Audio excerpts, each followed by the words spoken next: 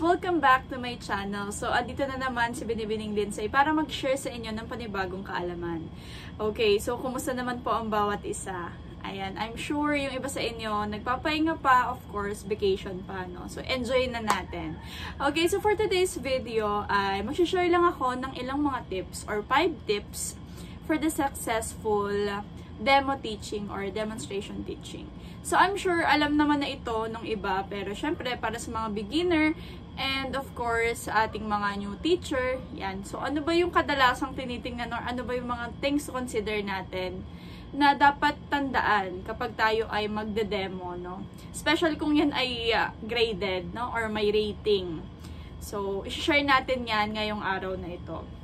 Okay, so disclaimer lang, no?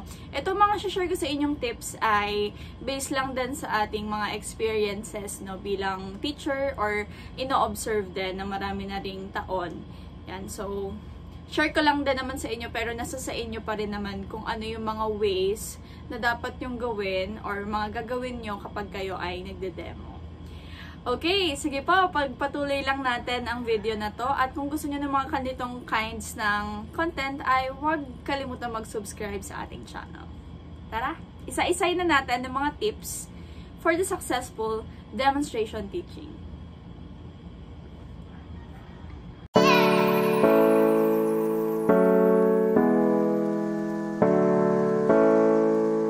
So, simulan na natin, no, yung 5 tips na pwede nating gawin or gamitin para sa successful nating demo teaching or demonstration teaching.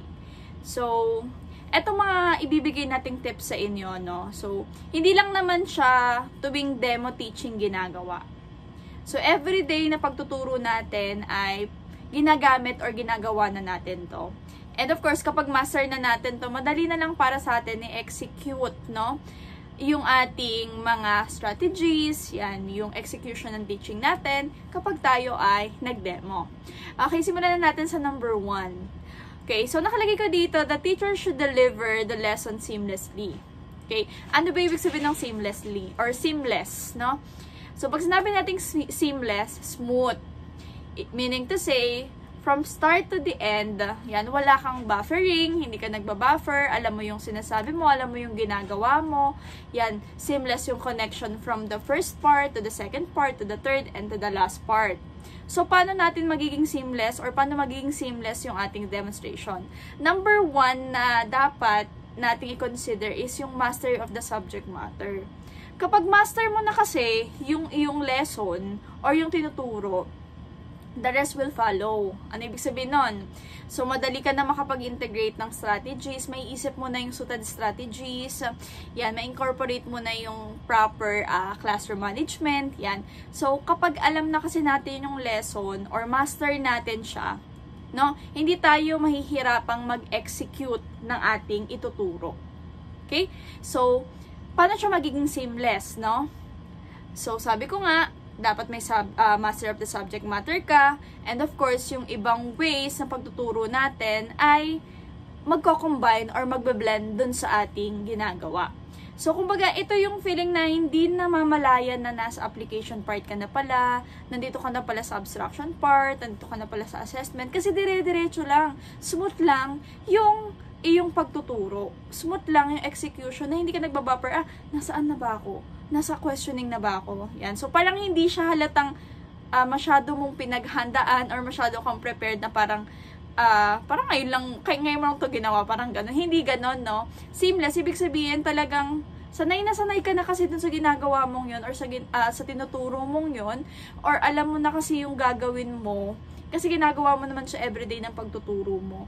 So, hindi na siya parang walang connection sa isa't isa yung bawat part ng lesson mo. So, yun yung ibig sabihin natin kapag sinabi nating seamless. Yan.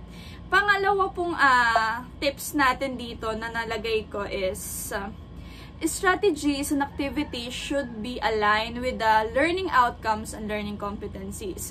So, isa rin to sa tinitingnan kapag demonstration teaching. Especially kapag most of the time kasi, mauunang ibibigay yung lesson plan or naibigay na yung lesson plan sa mga rater, no, or sa mga observer. So, makikita na nila doon kung align ba yung mga strategies and activities na ginamit mo doon sa yung learning outcomes and learning competencies. So, importante siya, no? So, kasama siya sa tinitingnan yung alignment ng ating mga activities na ginagawa or ginagamit sa pagtuturo natin. So, kailangan nating tandaan na dapat align ito. So, kung ang competency mo ay meron ka ditong, halimbawa is nakakapagpakita ng isang malikhaing pangkatang gawain. So, dapat meron dong part sa activities mo na meron dong makakapagpakita sila ng isang malikhaing dula-dulaan or pangkatang gawain. So, dapat may alignment from the start to end, of course, no?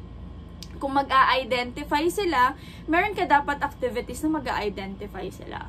Okay? So, yun po yung sinasabing dapat align yung mga activities, strategies na pinapagawa natin sa ating mga learners dun sa pinaka-goal or sa pinaka-layunin or objectives natin. No? Okay, so that's number 2. Okay, number 3 na nalagay ko dito is the effective utilization of teaching and learning materials is essential for successful instruction. So, dito na tayo papasok yung mga paggamit natin ng mga materials. For example, ikaw yung teacher na gumagamit ka ng traditional way ng pagtuturo and yung modern na. For example, meron kang dalang Dora. Halimbawa, si Dora the Explorer dala mo, si Dora mismo. So, kailangan ma-utilize mo siya ng maayos. And of course, ma-utilize mo siya hanggang dulo. Pwedeng dun sa, excuse me, sa map, halimbawa na dala ni Dora, andun na, naipakita mo na yung start ng lesson mo, kung saan siya kapapunta, hanggang dun sa assessment na dulo mo, nagamit mo pa rin si Dora. So, yung sasabing na-utilize mo yung material, hindi lang dun sa first part ng lesson mo. Pwede rin siya ma-i-insert sa second and third or last part ng lesson mo. For example, sa last part, assessment na, pagbantayin mo si Dora dyan, kunwari, sinasabi mo, oh, ayan, nakatingin si Dora sa inyo, ano, sinusundan, or nag-explore siya sa mga nangongopya, or mga nagtatanong nakatabi. Kumbaga, parang maipakita mo dun sa mga observer na na-utilize mo ng tama at maayos yung material.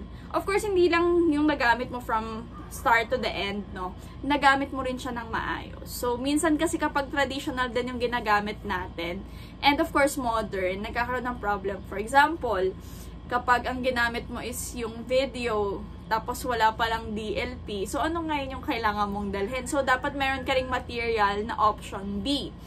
Okay, so, yun naman yung mga worst case scenario, no? Kapag nagka-aberya dun sa mga materials na ginagamit natin, hindi pa rin halata. Sabi nga natin sa una, seamless pa rin, no? Yung ating ginagawang pagtuturo. Yung pasensya na kayo sa ingay sa paligid. So, yun po, no? Effective utilization of teaching and learning materials is essential for successful instruction.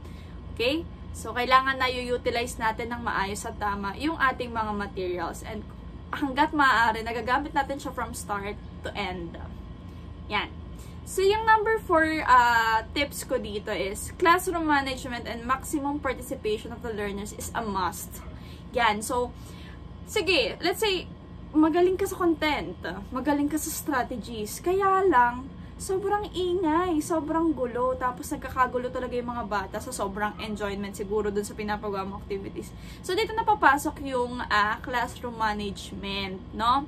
Para maging seamless ang ating execution, kailangan gumamit din tayo ng tamang classroom management.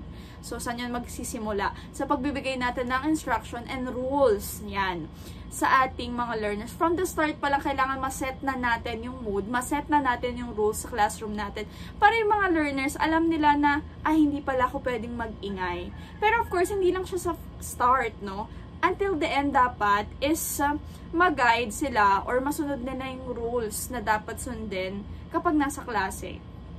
Okay? So, actually, madali itong gawin kung mapapractice natin siya everyday, no? So, sabi ko nga, hindi lang tuwing demo teaching, no, or may demonstration natin, dapat i-practice itong mga tips na to or mga things to consider. Dapat everyday ginagawa na natin siya. So, classroom management.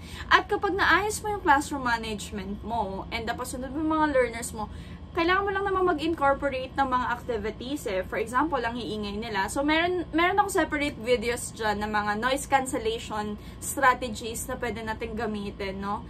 Para sa maiingay na mga learners or sa mga pasaway na learners. So, pwede nyong tingnan sa ating playlist na ng mga strategies. Okay. So, sabi ko nga, kapag na-set mo na and meron kang classroom management na maayos, diyan papasok yung maximum participation. Of course, madali mo na lang mapasunod yung mga learners mo.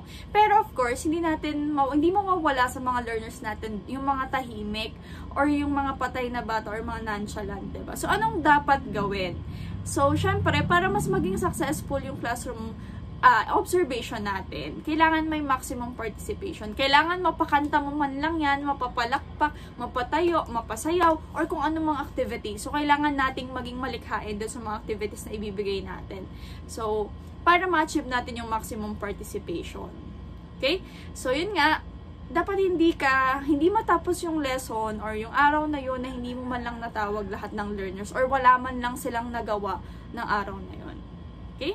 So, kailangan natin yung i-consider para sa successful demonstration. Alright, so number 5 is to check if the learners have grasped the lesson. Of course, ano kailangan? Assessment should be administered. So, sa mga demo teaching or demonstration teaching, isa sa tinitingnan kung talagang na-achieve natin yung ating competencies or goal that day sa ating topic is through assessment, no? So, yung simple assessment natin sa dulo, 5 item or 5 to 10 item quiz yung advisable talaga, no? And as much as possible is merong options or multiple choice, yan. So, para madali nating makuha yung item analysis nun, kung ilan yung naka 4, naka 5, yan. So, ilan ang nakamaster ng lesson mo, yan. So, yun yung importance ng assessment, no? Para hindi mo napahirapan din yung sarili mo, 5-item quiz or 10-item quiz is enough, no? Doon kasi mapapakita natin na talagang yung mga bata is natuto talaga sa atin or natutuhan nila yung lesson that day. Of course, makikita naman yun sa mga group activity kung na-apply ba nila yung natutuhan nila. Pero iba pa rin yung assessment, no? Yung quiz na tinatawag every end ng discussion natin para makita natin kung nasundan talaga nila yung ating lesson that day. And of course, tinitingnan din yan ng mga observer kung na-master ba talaga or na-gets ng mga bata yung tinuturo mo that day. Ayan. So, ilan lamang yan sa mga tips, no, na masashare ko sa inyo. Pero ulitin ko nga, marami pang tips, no? Marami pa tayong strategies or ways para mas maging successful yung ating demonstration teaching. Kadalasan or minsan maano na lang natin yan along the way na, maganda pala tong strategies na to, maganda pala tong ways na to sa pagtuturo ko. So, pwede ko siyang i-apply. Okay, so, ulitin ko po, itong mga share ko sa inyo is, baka lang naman makatulong, no, sa inyong mga susunod na demonstration, especially dun sa ating mga new teachers and sa mga student teachers natin, yan. So, para sa inyo po ang content na ito. Yan lang, maraming salamat sa inyong pakikinig. Sana po ay nakapag-share ko sa inyo ng panibagong kaalaman. Bye!